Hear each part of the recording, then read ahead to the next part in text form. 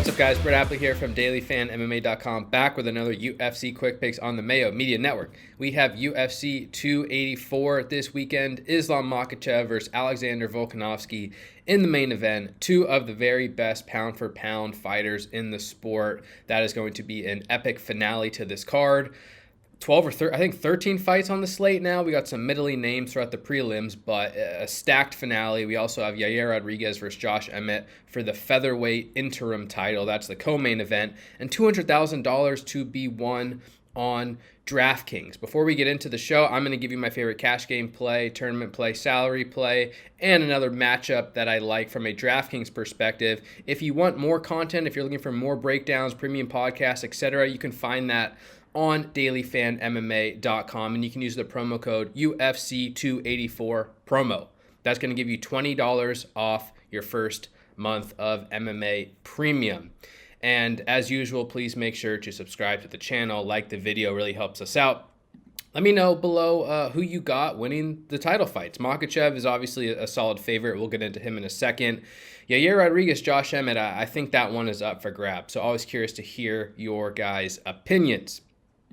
Without further ado, let's get into my cash game play of the week. It's going to be Islam Makhachev at 9.5K.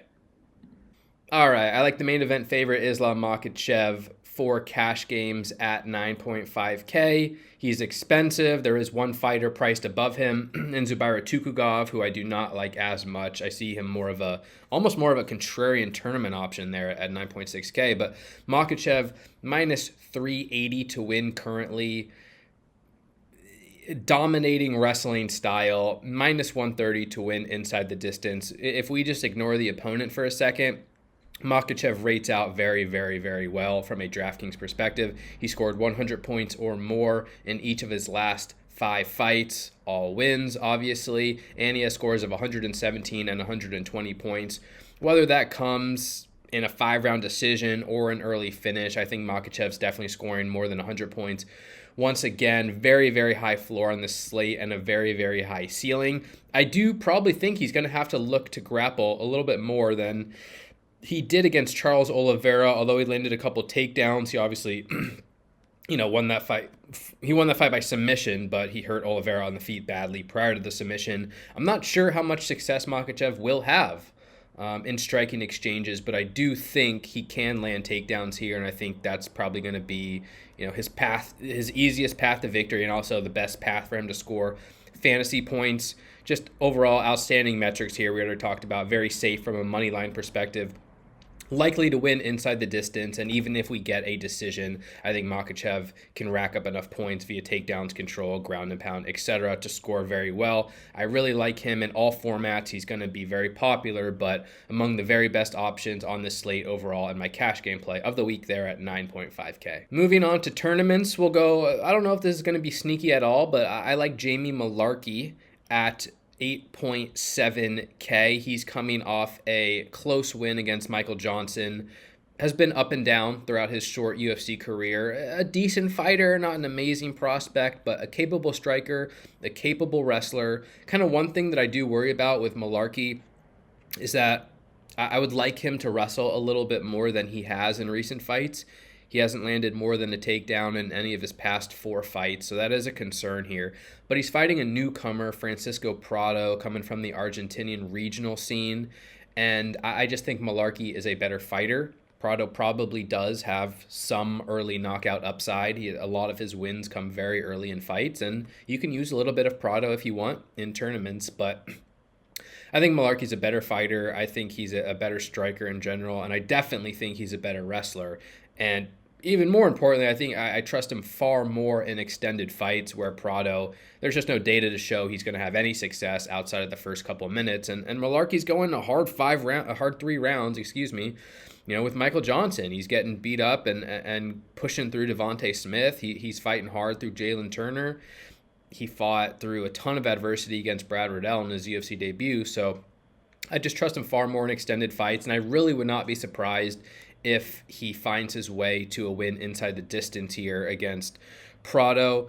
Mullarkey minus 270-ish to win, plus 130 to win inside the distance on plus 130 to win inside the distance On DraftKings, I don't know whether he's going to be super popular or not. I kind of have him projected in the high 20s right now, just because we got Jimmy Crute, Yair, Clayton Rodriguez, Tyson Pedro, a lot of good options in this range. So you don't have to use Malarkey. You don't have to plant your flag on anyone. Plus 130 inside the distance is fine. It's not spectacular, but I like the pace of this fight. I like the grappling upside of Malarkey too. Hopefully he uses it. Plus 130 still very well could easily translate to a finish. And a big score at 8.7K. So hopefully we're looking at a guy who's not going to be super chalky here. Definitely has finishing upside. 8.7K. I think he's a better fighter, and I like Malarkey for tournaments this week. All right, moving on to my salary play. I'm going to roll with Josh Emmett at 7.7K. The underdog to Yair Rodriguez, potentially rightfully so. I see him plus 160. And I do think Yair can win this fight. And if you want to consider Yair the favorite, that's fine. Yair is going to be a lot kind of taller than Emmett, and he's going to use like a range kicking game. So Yair coming out here, throwing a bunch of kicks, winning minutes, that's very likely. And if Yair wins a decision, I won't be shocked. But I do think Emmett is a live underdog, partially because of the way the dynamic of ranges is going to play out, where, yeah, if Yair is having success at distance and kicking range, great, he's going to win the fight. If this fight takes place in a closer range and Emmett's able to close the distance, I definitely do think Emmett can land some big shots on Yair. Yair doesn't have great defense. He's definitely doesn't have great takedown defense, and that's another thing I'll get into here, where Emmett is averaging, let's see, 1.04 takedowns per 15 minutes. He doesn't really wrestle very often. He's only landed, one takedown in his past like 3, 6, 7 fights. So that's a real concern here. But he comes from a wrestling background, and he has upside. We saw him land 8 takedowns against Scott Holtzman in 2016. I don't expect 8 takedowns, but like Yair Rodriguez is just getting totally out-wrestled by Max Holloway in 2021, out-wrestled by Jeremy Stevens in 2019, just destroyed on the mat by Frankie Edgar. If Emmett's closing the distance, I really wouldn't be shocked if he mixes in a couple takedowns here, and that does give him upside from a DraftKings perspective, where if Emmett does win the fight, top control is very much in play. I also think a knockout or a knockdown is in play. I mean, despite Yair being a lot taller, he's only got 1 extra inch of reach, and Emmett's just going to fire off that right hand over and over. Maybe not the best style in the world, but he has power. And I do think he can hurt Yair in this spot. He can win rounds or win the fight in general via damage. And at 7.7K, we don't need 120 points for Emmett to be optimal. Potentially some of these other guys win, but there's a lot of questionable underdogs on the card. I mean, who are you going to play? You going to play Modestas Bukauskas, Elise Reed, Randy Brown, Francisco Prado, who you already mentioned? We could see a lot of underdogs lose on this slate, a lot of big favorites. So I think Emmett in a 5-round fight, he's going to be competitive with Yair from a skill perspective. He has path to victory. He has a path to win on the ground, which I like. Inside distance line's not great, plus 350. It is what it is. But if Emmett wins and scores 85 points, that could be optimal on this slate. I think he has a relatively high floor as well. I don't expect him to get finished quickly. That would surprise me. So I like Emmett. I think he has a sneaky path to victory. I think people are maybe overlooking him a bit. And from a DraftKings perspective, I like his price. I like some of the KO potentially has, wrestling equity, and I think he's a decent target there at 7.7K. All right, and finally, my matchup of the week, I'm going to go with Jim Crute versus Alonzo Menafield. Crute is a favorite at minus 190, Menafield plus 162. On DraftKings, Crute is 8.6K, Menafield 7.6K. And I mean, ultimately, we just expect this fight to end inside the distance. The line's minus 435 for the fight to end inside the distance. Let me pull up their individual records. Crute, 1, 2, 3, 4, 5, 6. 7 of his 8 UFC fights have ended in round 1.